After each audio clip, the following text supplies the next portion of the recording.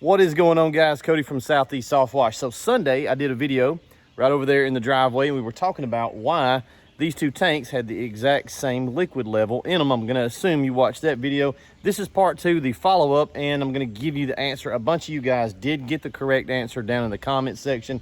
Some of you guys were really close. Some of you got it exactly right, just a few. So what's going on here? This is not a fully built out system. It's just kind of me playing around, seeing if some prototype stuff was gonna work. And we do have a blend manifold in place so that I can mess with it and make changes. And we've got check valves on the blend manifold. So what had happened was I put this together about 1 in the morning, Saturday night. I was half asleep, stayed up at the shop really late. I wasn't sleepy, and then I got sleepy. And I probably left a little piece of trash in one of these tanks. I vacuumed them out, but I probably missed a piece, and that has gotten sucked up into the check valve over here. And through the process of running the pump, it has sucked it up to the point of the check valve. Now a lot of guys said your valves are open, your valves are open.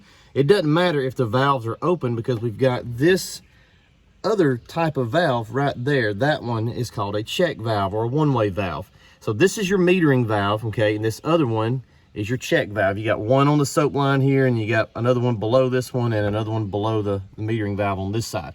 So what that check valve does is it is a one-way, it's a backflow preventer.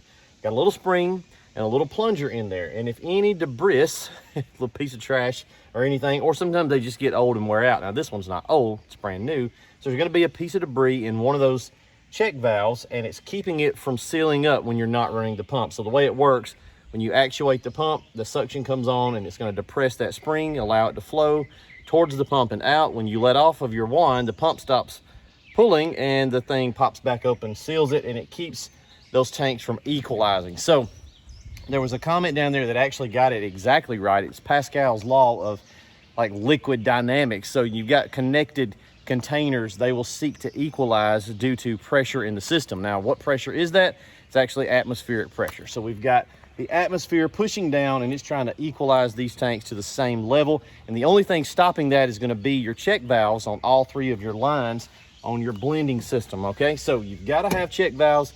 Guys were saying, well, you got to shut your valves off. No, you don't. You don't have to shut your valves off. Not for that reason. We normally do shut the bleach valve off so that we can flush the system. In this case, it's just water. So you don't have to kill your valves at the end of every job. As long as you've got check valves in place, that's going to keep you from cross-contaminating chems. The reason this is such a big deal is if you cross-contaminate, now you no longer have a freshwater tank. You've got bleach water and bleach water that can put you over the limit on DOT regs. And also the big thing there for me is I can't flush my system out because I've contaminated my water tank. I can't rinse anything. I can't clean my lines. I can't clean the hose reel out or the pump or any of that stuff. You've got to make sure that you've got fresh water. On our old work truck, we went ahead and put a secondary backup check valve on the water line going to the tank, to the water tank. So the water tank had 2 check valves. If I get some water in the bleach tank, it's not good, but it's not the end of the world. But if I get bleach in the water tank, now I'm kind of messed up out there in the field, and I can't flush, I can't rinse, I'm kind of screwed. So you want to make sure that you don't do that. Don't get trash in there. Be really careful about keeping lids on. If you're drilling a hole in the tank, make sure you get all that trash out when you drill it. And it can be tricky because some of that stuff will get static, those little shards, they'll stick to the sidewall of the tank. So you got to make sure you get all that stuff out of there. And then change those check valves about once every 18 months or a year or so, because they do go bad eventually. So that's it, guys. Good guesses down in the comments. We'll see you in the next video.